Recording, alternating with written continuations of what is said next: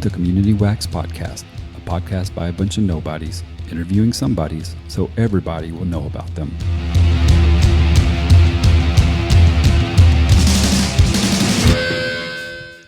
All right, so we're here with Mark Watson at Brushy Creek Skate Park. And Mark, you've been coming here quite a bit, huh? Yeah. Started last July maybe. Yeah. But ever since then, try to come, 2 times a week, sometimes 3 times a week. So, yeah. Same deal. yeah, Usually guaranteed on the weekends, and then about midweek, probably getting the itch. Yeah. I was trying to do some Wednesday afternoon sessions, at least for a couple hours. Trying to get in as much skating as I possibly can. Oh yeah. I think at our age, it's that thing. It's like you got to get it in while you can. Yeah, that's exactly how I've been feeling. It's Yeah. like, how much time do I have left? Take advantage of it. But Yeah. it's been so awesome. And I love this park. It's so fun. Yeah.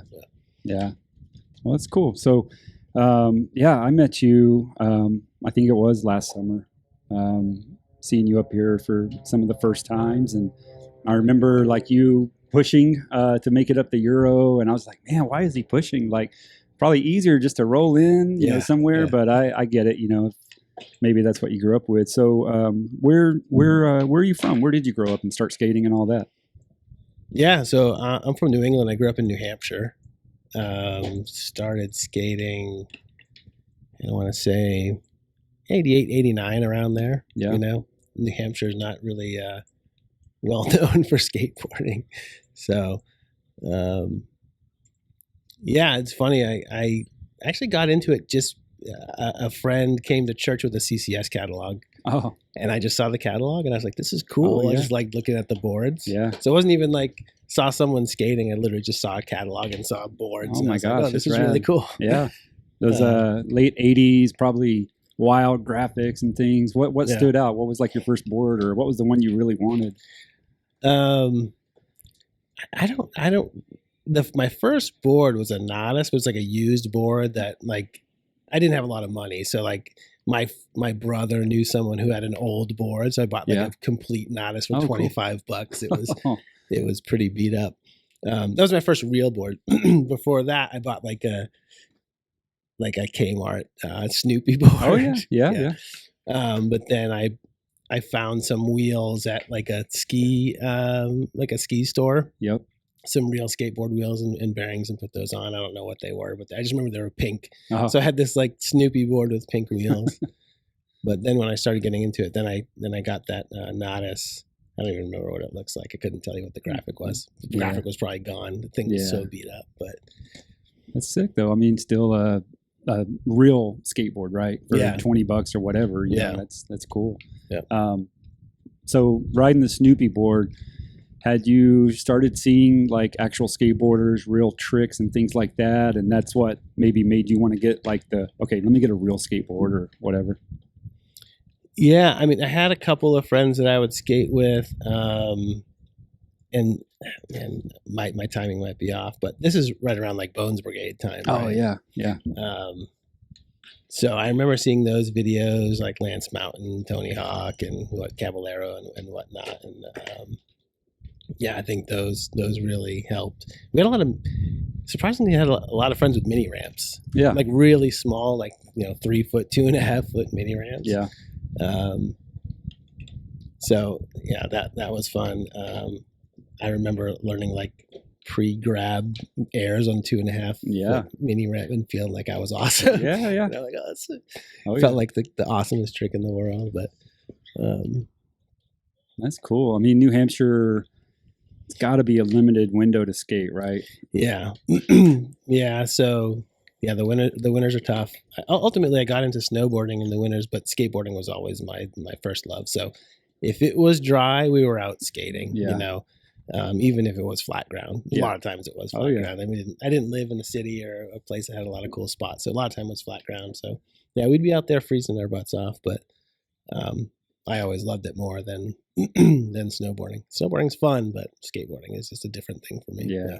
That's cool. Yeah. That's cool. So you got the Nodus and everything. When did when did it really kick in as far as the bug? Like, okay, I understand, what tricks are, what equipment I might need. Do you remember kind of that moment? Well, I remember a couple years of I moved around a lot, Yeah. like in 8th and 9th grade, and that's when I was first kind of getting into it. So I skated like alone a lot, actually. And my little brother got into it a little bit. And I remember, it's funny. I was actually listening to your podcast that you did in the wood a couple of days ago. I was listening to it a couple of days ago when you were saying, you felt like you were inventing all these tricks because you'd never seen them. Yeah. And I have similar memories of like doing a pop shove it and being like, has anyone ever done this before? Or even ollieing like the tiniest gap in the world. Yeah. So I wasn't exposed to like a lot of other skaters as I was moving around. And then I ultimately in 10th grade moved to another town, and that was around 92 maybe. Yeah. The wind's coming. And then I met a really good friend, and we just, good friendship to this day. And we just skated all the time. And that's around the time where like Plan B was going off and like virtual reality was coming out, and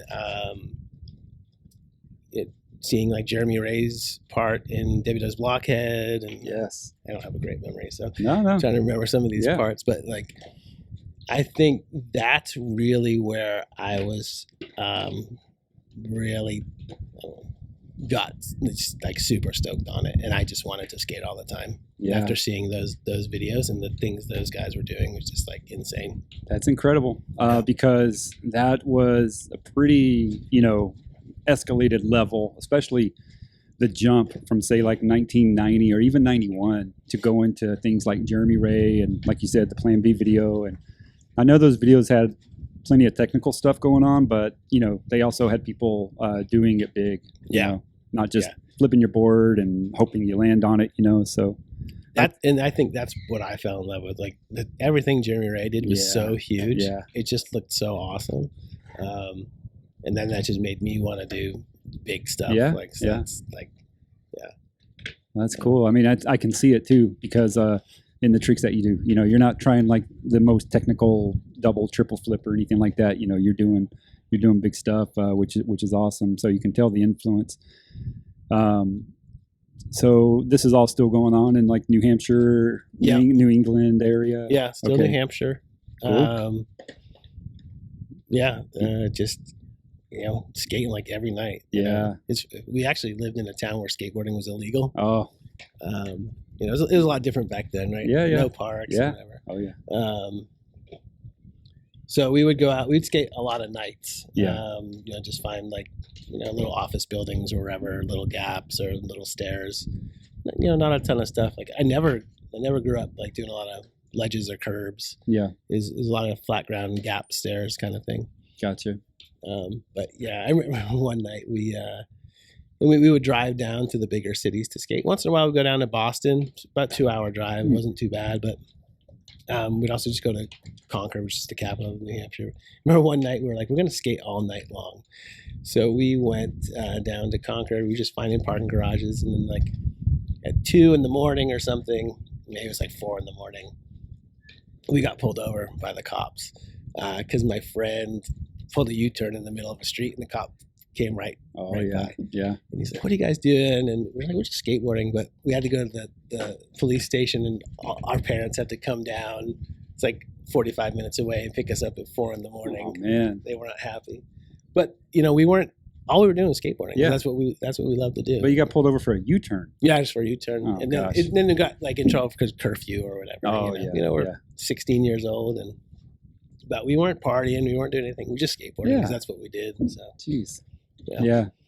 Small towns, man. I can relate. Yeah. Well, cool. So, so I've seen, you've posted like some clips from, I think like the late 90s and things like that, 97 and whatnot. Is that all still in New England, those spots, and it looks like indoor parks? Yeah. So we had a little tiny shop that opened a park. right around that time, 93 or something. Oh, yeah. So we would skate that in the winter. It was tough because it's so small, and Yeah. it would get really, really busy. Yeah. But I actually rode for that shop for a little bit. Nice. I'm still friends with the owner. The funny thing is, even like I wouldn't see him for 5-10 years, and then I'd go back to New Hampshire, and he'd be like, "I have a board for you." I'm like 35 years old, and he's like, "Oh, I have the perfect board for you." Nice. And he just hooked me up with boards. Still, I don't even think he didn't even have the shop anymore. I don't think so. He just Wow. That's a good friend. yeah, it was cool. So so we had this park, this indoor park. It was basically just a bank, and then a pyramid, Mhm. and then a quarter on the other side. Yeah. You just kind of go back and forth. But it was so fun, and I loved that pyramid. That's why I like this brush Yeah. period of the it's concrete, and I'm afraid to fall on it. Yeah, yeah. So did some indoor parks. But yeah, mostly that park, and then most of that footage is New Hampshire. Is not really great. Not a lot of great spots. Then I went off to college in New York, in upstate New York. Yeah. And I did a skate video for like a graphic design class that I was taking there. Yeah. I don't remember what the class was, but so I have some footage too there. It's on my Instagram. It's just hidden way down. I'll probably surface it here. All right. I'll have to go like snooping on there. And But I had my buddy that I was talking about. My buddy's name's Lars. That we grew up skateboarding. He drove out to the college for a weekend, and we did a video in a weekend. oh, cool. It was really cool because I had access to like real like editing equipment for Yeah. the first time. The video that I just recently posted on my Instagram, like what it took to make that video is crazy because first of all, we had like a huge camcorder Yeah. attached to the thing the size of a VCR. Okay. So then you record it, but then now you want to cut up the clips and you want to add music. So like now you're taking one VCR and recording to another VCR. Yeah. And then so to put the clips together, and then you take that and then you put it into another one with the music, and it's funny. I think if you look at that clip, there's one point where you just see me like floating in air. You don't even see the beginning of the trick or the end of the trick because I just messed up the clip. It's just like, but actually, I've always loved doing the editing too and making the videos. Yeah. It's so fun now because it's so easy. Right. It's like Yeah. I can do like a cool little video in 15 minutes. So. Yeah. Yeah. It's amazing how far it's come. I did the same thing, 2 VCRs and cutting up the clips, and then adding music if you were able to. And yeah, that was I think that helped us become probably more creative later on, right? If you were able to do that. But so upstate New York, and then what kind of led you to this part of the country? I ended up in Texas for work. Okay. So the company I worked for was acquired by a company based in Dallas. Yeah. I was living in Santa Cruz at the time, actually. So Oh, okay. I lived in California for a couple of years, which I loved. And Yeah. Still skating a little bit. Weather was awesome. But we were acquired by a company based in Dallas. This was like the first .com bubble, 2001 time. And Gotcha. then they couldn't afford to keep that office open anymore. So we could either decide to move out here to Dallas or basically leave the company. So we ended up moving out to Dallas. Was in Dallas for maybe 6 or 7 years, and then had moved down to Austin. My wife's from Houston, but loves Austin, so she always wanted to get back to Austin. Yeah. So we moved down to Austin in 2010, I think. So I've been here for about 12, 13 years. Cool. So I didn't know you moved to California. Did you ever skate derby in Santa Cruz? Oh, is that the snake run? Yeah. Yeah. Okay. So I actually tore my ACL there. Oh. Yeah, so that was my first real big bad skateboarding injury. Man, yeah. So I don't know if you know, Steve Caballero has a part where he ollies out of the end of it Yes. over this Yep. gap, and I was trying that gap, Okay. and I actually found it recently too. Someone else did it recently, but so I was trying to ollie that gap, and I just landed on my knee weird and tore my ACL. And I'm sure that was just years of abuse. Sure. Just ollieing stairs and whatever. Yeah. But, yeah, so I was around like 25 when I did that around there. And that really never fully really recovered from it. But Yeah. But yeah, that was a fun little spot. Yeah, if you say so. It was. I skated a few times. It's harder than you think. You know, Yeah, it looks kind of mellow or whatever, but it's. I love seeing footage there of people who have it dialed. You know, who can actually skate it. So that's cool though. The gap wasn't there when I skated it, but when they put that gap in, I was like, oh, that's cool. You know, it's a neat addition. Yeah. Well, shoot. So, how much like besides the injury, did you do a lot of skateboarding in California, or was that like more focused on getting your career started? Yeah, and stuff? I was really focused on career at that point. You know, I'd probably do it every few weeks. You know, I mean, I was still skateboarding, but not too serious. And I didn't have a lot of friends or anything, so it was just like kind of on my own. But a new park popped up in Santa Cruz when I was there. It's pretty small, but it was fun. But yeah, I was really focused on my career. So I dropped out of college, so I was like really super nervous for the first like 5 or 6 years of my career. Sure. That I didn't have a degree. Yep. So I was like really, like going above and beyond and trying to learn as much as I could and work really hard. Yeah, really focused on that. Yeah, I get it. And it was also probably before the big park boom. You know, like where there were 2-3 parks in just about every city, and you know, all that stuff. So it's not as easy to do like it is around here, you know, where there's parks like probably every couple miles. Yeah. Awesome. Well, that's cool. So moved to Texas and still working, you know, getting your career going and all that. Did you skate much in Dallas or any of the other cities? Yeah, I mean, really from like 25 to early 40s, I skated very little. Yeah. You know, I would say like every year on my birthday, I'd try to just go land a tray flip just to make sure I still had it. You know? Wow. But, you know, I'd go like a couple times a year. And then I had my son somehow started getting into it. Like I wasn't even talking to him about it. I think he just found like clips on YouTube or Instagram or something. And so he wanted to start skateboarding. So we would go to Flagool Park every once in a while. But it didn't last long. He changed his hobbies all the time. Yeah. But it really wasn't until about a year and a half ago where I really started getting back into it again. Yeah. Well, it helps having a crew or friends, you know, like if you don't have really any friends that skate or whatever, it can be tough to get out there. And, you know, especially older guys, you know, or older skaters, you know, it's like if you're going to a park and it's all like little tiny kids, you know, it can be hard to be motivated. So, well, that's cool. Definitely glad that you made it here to Austin, and you know, we were able to connect with you and everything. So nowadays, like you said, skating 2-3 times a week and everything. And, you know, I think we're all kind of in that similar boat. Our bodies are just like, you know, kind of like one night of sleeping wrong from being injured, you know. But, you know, you try to be as careful as you can. Do you do any kind of stretching or anything preventive, you know, maintenance or what have you to try to stay healthy? Yeah, so a couple of years ago, like I joined a gym and I actually lost like 35 pounds over like a year. Wow. So that was prior to me starting to skate again. Yeah. So I think that was like a really important for me to get back on the board. And then, so I still try to do that regularly. Just keep the strength up, you know? Yeah. I also work with a physical therapist a lot because of my knee. Yeah. So really it's all about strength, like strengthening all the muscles around the knee so you're putting less pressure on the knee.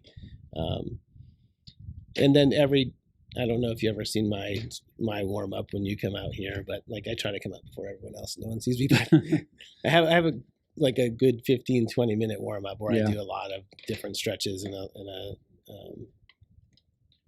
resistance bands and stuff. Yeah. No, it's smart, man. It's smart. I wish I had that discipline. I can definitely tell a difference when I do, or at least maybe it's mental, but like when I started doing it, I definitely was feeling less pain, less soreness after the session. Yeah. So I just kept it up. Yeah, no, whatever works, you know, even if it is mental, you know, if it works for you, that's cool. I can tell the difference because I used to work out pretty regularly, just, you know, kind of core exercises and leg and knee, like a bunch of squats, like weighted squats and stuff like that. Just like you said, you've got to strengthen all those muscles around. Otherwise, everything's going to compensate for that, and Yep. you're going to end up, getting injured. So I'm with you. I need to get back into it. So Yeah, I recommend it. I really want to focus on that even more moving forward. Like Yeah. just trying to take care of my body Yeah. because I want to skate as long as I possibly Yeah. can. Yeah. And I think that's going to help me skate longer and skate better. And Yeah. so, No, it's true. I mean, if you treat your body like garbage, you're not going to be able to do it very long. So, Yeah. it's good to have that. Well, shoot. What else is going on, man? Anything else? I don't know. Good question. Yeah. Right now you're nursing an injury, so can't really skate right now. I get it. Yeah. But you're still showing up at the park, man. I mean, you've got the bug. I can tell. It's like, some people, they don't want anything to do with skateboarding while they're injured because it's just like it's torture. Yeah. But it's cool that you come out here and you're filming and you're motivating people and everything, man. That's awesome. Yeah, I mean, for me, it's good for me. I mean, it helps keep my spirits high, really. Yeah. And just over the last 9 months, whatever, just I've had such a great time with this crew. Yeah. And they've become so important to me, and seeing y'all and hanging out with y'all. That like it's been tough not being out here. So I did wonder, like, if I come out, is it just gonna like make me more depressed? But it's been awesome. I mean, it's awesome to see everyone shredding, and for some reason I feel like everyone's getting way better right now that I'm out. It's kind of funny. I just see everyone killing it. You're killing it, but it's awesome to see. So Yeah. I mean, I honestly, like, I just want to be able to ride again. So I'd love to just ride around and film. I think that'd be fun. Yeah. Right now I can't even do that. That's Yeah. kind of frustrating, but I go through times where I watch a lot of skateboarding and it gets me pumped, and then I go through times where I'm like, I can't watch it right now. It's just too depressing. So Yeah. I want to be out there, but Well, like I said, it's cool, to see you out here, and you'll get through it. Just Yep. keep with the program, and get healed up. Don't try to get on the board too quickly. no, and- I know. Yeah. I think that's what got me into this mess. Yeah. I don't think I really paid attention to my body. My body was telling me to slow down, and I didn't. So Well, But- skateboarders can be stubborn, man. yeah. All right, Mark. So you mentioned growing up in New England and skating there. So who were some of the crew that you had, some of the friends, maybe some of the people that motivated you in that area when you were really starting to up your skateboard game? Yeah, number one has to be my good friend Lars Hatch, and I met him in, I want to say, '92. I was a sophomore in high school. I just moved to a new town, and I met him, and he was the only other guy really that I knew that was just like skateboarding was his life. So like we just spent so much time together, made a lot of skate videos together, drove all over New Hampshire together. So number one was him. We just spent so much time together in high school, just skating all the time. A couple other friends, sprinkled here and there that would go every once in a while. I had a good friend named Luke, a good friend named Dan. He recently passed away of cancer, unfortunately, really young, really sad. But and then also my younger brother Jesse. We grew up skating together. We kind of he probably started a couple years after me, but he was one of those little kids that had no fear and would do anything. Oh yeah. Yeah. So, we'd pull up to a 9 stair, and like first try, he was like 11 years old, and all he had. So, we skated a lot together. That's amazing. I never had a sibling like that. Like kind of built in, friend, skate buddy, whatever. But yeah, that must have been cool, and you see that sometimes too, like Jeremy and Jonas Ray. Yeah. Other, kind of sibling, I guess, just duos coming up skating together. That's got to be pretty cool. Yeah. It was a lot of fun. And he was really good, really Yeah. good. I think he could have been really, really awesome. Yeah. Yeah, and then I'd say, I got sponsored by a shop maybe junior year, 93, somewhere around there, 93, 94. Yeah. And Jim Richardson, he owned the shop, and he had owned it for a while, and he was just such an awesome guy. And I looking back, like I didn't really do a lot to promote the shop, but I think I was just a nice guy. So I think that he liked that about me. Like I wasn't like, I don't know what I'm trying to say. I think I just held myself well. Yeah. Yeah. So, but he always hooked me up, and it's funny. I mean, he hooked me up through life. Like I think I mentioned before, like even going back to New Hampshire, I'd see him. I was like in my 30s, not skating much at all. He's like, hey, he'd just be like, oh, I have the perfect deck for you. I don't even think he had a shop. I think Yeah. he had some decks. And I was like, oh, okay, cool. And it's like he always knew exactly what I liked, the right concave, the right shape. So I kind of stopped like picking out boards. Yeah. At some point. He'd just be like, this board's for you. Yeah. So he was a huge help.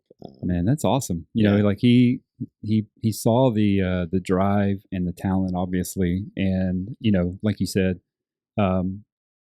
just carrying yourself well, more than likely being a positive person. Yeah. And everything. So just a good role model, if you will, to others. And I think that's the kind of people that people with the means want to invest in, right? Yeah. I was telling Pat out here one day. I said, I was pretty good, but I think it was more. I was just a nice guy. I think that's what you were like. No. Don't sell yourself short, man. I've seen your videos. You were amazing. So was the shop sponsor the only sponsor? Yeah. That's incredible because I've seen your footage and your videos and stuff from back then, and especially, first of all, they hold up even today. You're doing very technical tricks.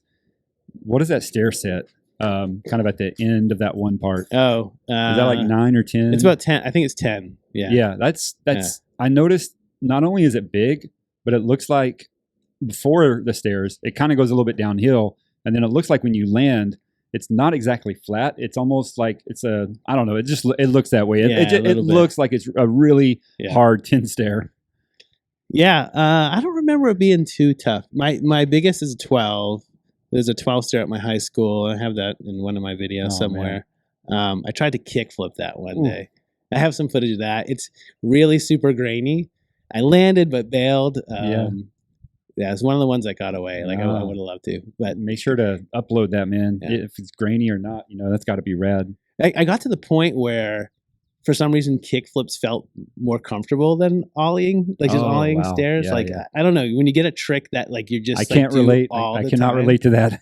They've never felt that good to me. Yeah, but that's awesome. Kickflips have always been. That's been my love in skateboard. I've loved kickflips. That's probably like Andrew Reynolds and frontside flips. Like, oh yeah, exactly. Yeah, he'd probably frontside flip a set of stairs before he'd ollie. Right. Yeah, could be. That's awesome, man. So. What's Lars up to today? Is he still skating or what? Oh yeah, Lars never stopped. Nice. Yeah, it's awesome because every time I'd go back and visit, he's like, "Have you seen this video? Have you seen this video?" And I wasn't keeping up. Yeah. So he was kind of my only pulse on what was going on skateboarding, and I'd only see him like every 5 years or so, but he'd always bring over a ton of videos. So he's still skating, huh? Yeah, he's still skating, and he still does that with my younger brother because they live in the same town. Okay. So he's always bringing over videos. Yeah. Yeah, he was supposed to come out here in a couple of weeks. Oh yeah, because he's been seeing all my skate videos. Yeah, and he's like, "I want to go skate with you." And so he's still up in New England. Yeah, he's still up in New England. Okay. And I was like, "Yeah, come out." And but I'm injured, so he's gonna put it off. So that's nice. When he comes off, so when he comes out, we can go skate. So what is this? March 10th. We're about to head into like the nicest 3 weeks in Texas. For the year. So. And I'm not going to sooner the better, I guess, before it gets too hot and humid. Because I don't know what an adjustment was like for you, coming from East Coast or up north. But you've lived in several different places and everything, and was acclimated in Dallas. But no, that's cool. It's good to have a crew. Yeah, and, for sure. When you don't, you definitely like. Skateboarding it just seems way harder to do because you just don't have that little community that used to happen. It's so much harder. It's so much harder. And when I started back up, a year and a half ago, I go to Pflugerville Park and I was just by myself, and I'd skate maybe 30, 45 minutes, and I'd get a little pumped landing a trick, like, oh, I haven't done this in a while, a little pumped, but like there's no substitute for having your crew cheer you on. Yeah, Even if yeah. it's not the craziest trick in the world, they see you battle that trick, and when you land it, you Yep. get that cheer. Like there's nothing like it. Yeah. Yeah. I mean, it's so much better when you have a crew, and I love this crew out here, and that's why I'm coming out all the time, even though I can't. Yeah, skate, you know? even when you're So, when you're injured, dude, you're still here. Yeah. That's awesome, man. Well, I like to do a little thing, just kind of like some of your favorites, or maybe like top things like videos and video parts and stuff. So you can either talk about then and now or all time. But what would you put down as probably your favorite skate video right now? my favorite video of all time is probably Plan B Virtual Reality. Oh yeah. That just came at a time where I was probably skating my best. Yep. And then just the step up during that time, like the early 90s, the step up from like the late 80s to the early 90s was huge. Yeah. Right. Yeah.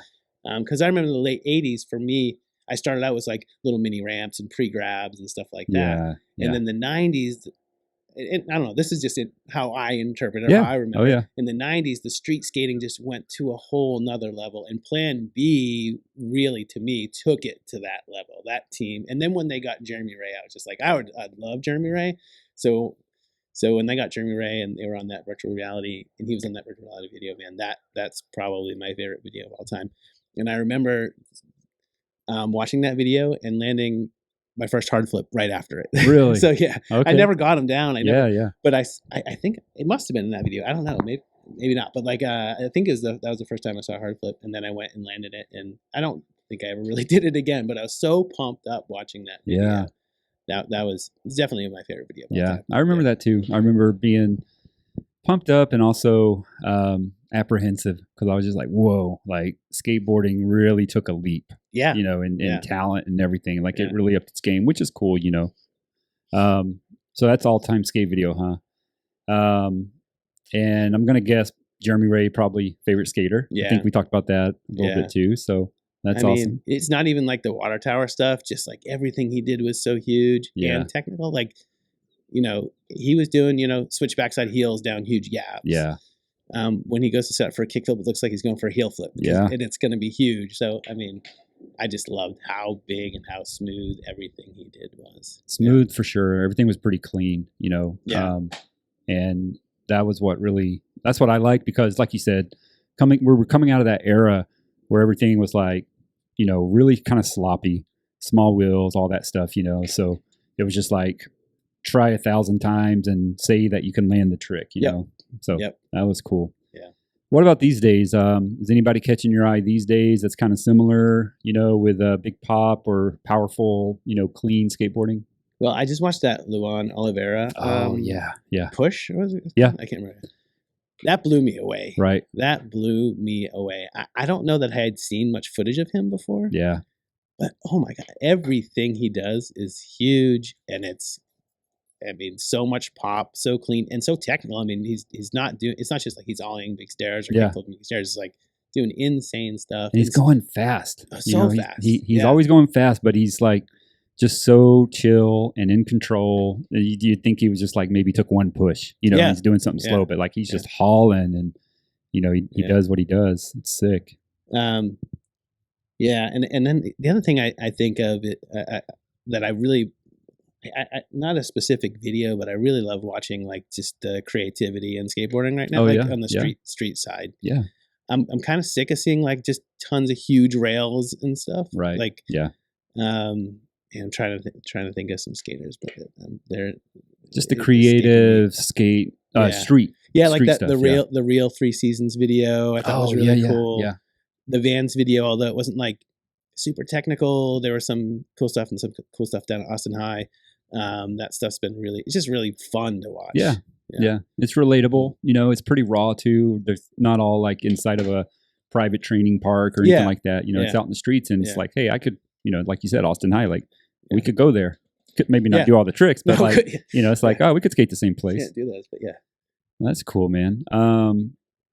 I noticed you've been riding a lot of like Santa Cruz and Creature lately. Is that kind of your favorite board brand right now? It is. I mean, just it just happened that way. When I got my first board coming back a year and a half ago, I just saw a cool looking Creature board that I thought looked cool. Yeah. Skated that, and then I started reading up about like the VX, the Santa Cruz VX. And Right. I want to try that out, and I got my first VX, and I really liked that. Yeah. Just how thin it is, the pop. I love the pop on the VX. Yep. So then I just started buying like VX after VX, and then I was like, I want to try the Everslick, and I thought the Everslick was cool. And my next board is a VX Everslick, so it's both Nice. the best of both worlds. So. Yeah, it's good Yeah. when you find something you like, something that feels good or works for you, whether it's a shape or, a certain brand or whatever. I have the same thing, certain shapes and brands, but yeah, it's always good when you find that. 'Cause Yeah. I don't know about you, but it can be frustrating, like trying something different or new and it just totally doesn't work and everything's a struggle. Yeah. I tried one of those Powell flight decks, and I think Oh, I yeah. just got too big of a board. But Yeah. also just didn't feel as snappy, didn't slide as well. I like the Strangelove boards. Yeah. The PS Yeah. Sticks boards. I Yeah. mean, those are nice boards. So those are kind of my backup or messing around boards. I bought this like 775 board just to play around with fun flip tricks and Yeah. stuff. But so that's pretty fun. But yeah, my everyday, I like that the VX and the Everslick. And then I got the shape that I really like right now. Yeah. I'm going down a little bit. I'm going to go from 8.8 to an 8.6. I'm super excited. I just set that board up a couple days ago. Cool. So I'm excited. Yeah. It's going to be a while before I can do anything on it, but I'm Yeah. excited to ride it. It'll be there waiting for you, man, when Yep. you're ready. So what about these days? You mentioned kickflips felt really good and comfortable back then. Would you say that's kind of your favorite go-to trick these days as well? Yeah, that and tray flips. I've really been feeling really good about the tray flips lately. Yeah, I've noticed. So, yeah, those are definitely like kick flips, tray flips, pop shoves. Like those are my three Yeah. go-tos that I can do pretty much whenever I want. Those are So some good now ones. just like trying to do them into things, Yeah. have a lot of ideas. But I've been being injured. I'm like, I really want to learn to do laser flips. I know. Wow. Yeah. I can't even do a front side shove heel flip, so I don't know how I'll learn to do laser flips. But I'm like, there's so many things now I want to try, but I think Yeah. I want to start doing some more heel Yeah. stuff. Cool. Yeah. Well, you've got time to think about it and watch videos and, Yeah. work it out in your head. The weather has been hit or miss lately. So it's probably the best time to not be skateboarding, if you had to pick a time of the year. So can't wait to see you back on the board this spring and summer coming up. Yeah, me too. All right, Mark. Well, hey, I think that's a wrap. So thank you for sitting down and talking with me here. Thanks for having me. It's awesome. All right, man. Well, Cool. heal up and we'll see you rolling soon, man. Yeah, for sure. All right. Thanks. Yep.